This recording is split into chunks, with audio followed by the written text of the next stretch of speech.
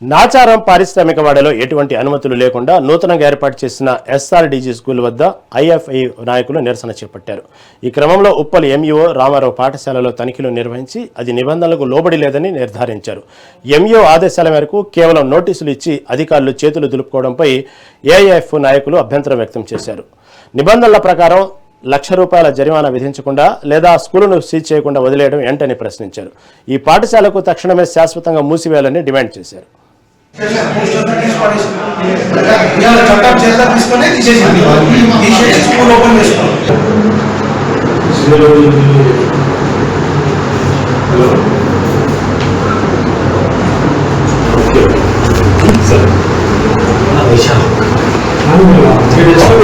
SR అనేటువంటి ఒక అనధికార పాఠశాల.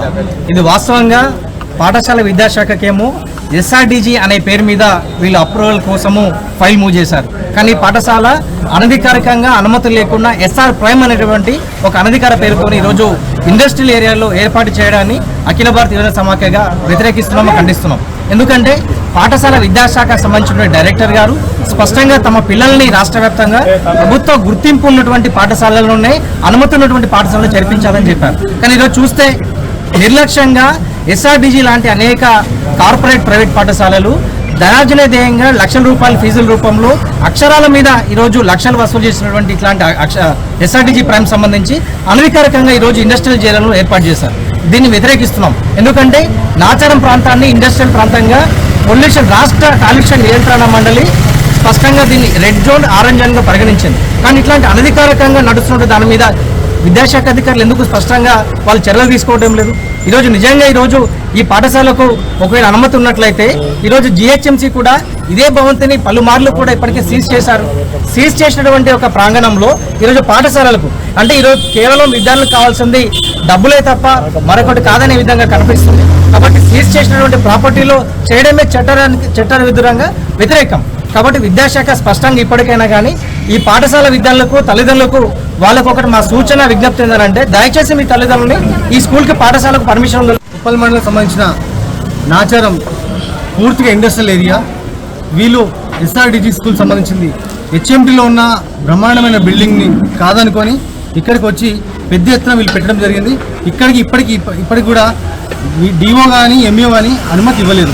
ఎందుకు ఇవ్వలేదు అంటే ఇక్కడ ఇండస్ట్రీ జోన్ కాబట్టి పొల్యూషన్ ఉంది. అదేవిధంగా పెద్ద ఎత్తున ఇండస్ట్రీ ఉంది. దాదాపు 12 టైర్లది 24 టైర్ల లారీలు కూడా రాకపోకలు జరుగుతూ ఉంది. మేము విద్యాశాఖ అధికారులకు ఒకటే విన్నవిస్తా ఉన్నాం, డిమాండ్ చేస్తున్నాం. మరి ఈ విధంగా పుట్టగొడుగులలో పుట్టుకొస్తున్న ఈ విద్యా సమస్యలకు సంబంధించి మీరు ఏ విధంగా యాక్షన్ ఆఫ్ ప్లాన్ ఏందని చెప్పి ఏఐవైఎఫ్ మేడ్చల్ జిల్లా సమితిగా మేము డిమాండ్ చేస్తూ ఉన్నాము. ఎందుకంటే ఇప్పుడు పేరెంట్స్కి పిల్లలకి ఏం చెప్పబోతా ఉన్నారు? ఇష్టమున్నట్టుగా పాఠ్య పుస్తకాలు అమ్ముకుంటూ మరొక వైపు ఇట్లా అనుమతి లేకుండా జిహెచ్ఎంసీలో సీజ్ అయిన బిల్డింగ్లో దొంగతనంగా క్లాసులు నిర్వహిస్తున్న వారి మీద మీరు ఏ విధంగా చర్యలు తీసుకుంటారని చెప్పి చెప్తా ఉన్నాం. తొందరలోనే ఈ యొక్క బిల్డింగ్ సంబంధించింది కూడా ఎక్కడ కూడా ఇప్పటివరకు కూడా అనుమతులు అనేవి జారీ చేయలేదు. కనీసం స్కూల్ యాజమాన్యం కూడా ఆ అనుమతులకి పత్రాలు కూడా సమీకరించలేదు.